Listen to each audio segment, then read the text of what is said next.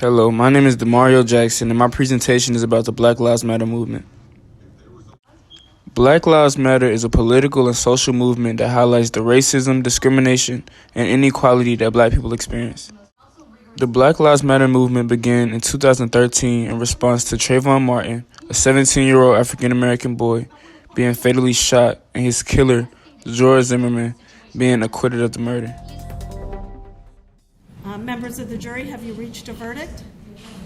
If you'll please fold the verdict form and hand it to Deputy Jarvis.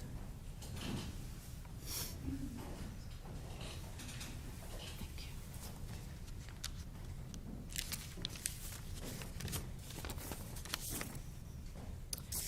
Okay, if you'll please publish the verdict. In the Circuit Court of the 18th Judicial Circuit in and for Seminole County, Florida, State of Florida versus George Zimmerman. Verdict: we, the jury, find George Zimmerman not guilty. The movement became nationally recognized in 2014 following the deaths of Michael Brown and Eric Garner, two men who were killed by police officers. The movement became globally recognized following the 2020 killing of George Floyd by the hands of Derek Chauvin, a Minneapolis police officer responding to a call about a counterfeit bill.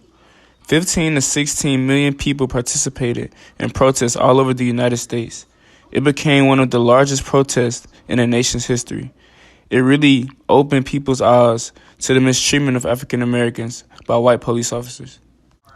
This also got attention from the U.S. government, who passed more than 140 police oversight and reform laws. These laws restricted use of excessive force, no-knock warrants, and neck restraints. They also require officers to intervene with their colleagues if they use excessive force. Now to a major step forward in our nation's capital, where the House of Representatives passed the George Floyd Justice in Policing Act.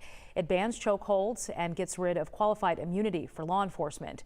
The nation watched George Floyd's final moments on video as he desperately pleaded for help while telling police he could not breathe, all while being arrested last year. He eventually died.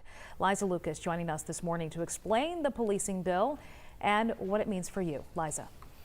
Good morning, Sheba. Yes, supporters of this bill say this is all about improving police accountability. And in addition to banning chokeholds, the bill also seeks to ban no-knock warrants, at least in federal drug cases. It also would require a national registry of police misconduct, and that is so police officers who've been convicted of misconduct couldn't just bounce from one department to another department. The bill also prohibits racial and religious profiling. Another result of the George Floyd murder is the city of Minneapolis shifting $8 million from its police department to expand violence prevention and mental health crisis response services. It's been 199 days since George Floyd died in police custody in Minneapolis. Today, some reform. The city council there voted unanimously to take $8 million from the police department's budget and redirect it to be used in mental health and other social services.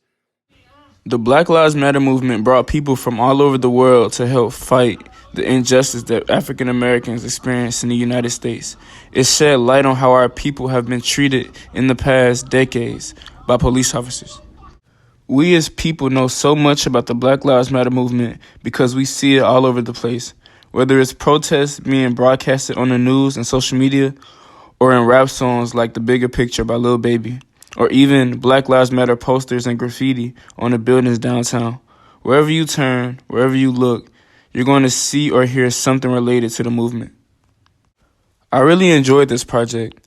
It helped me realize how powerful we are as a nation when we come together and fight for what's right. It also showed me that some type of good, like the new policing laws and the funding towards crisis response services, come from such tragic events.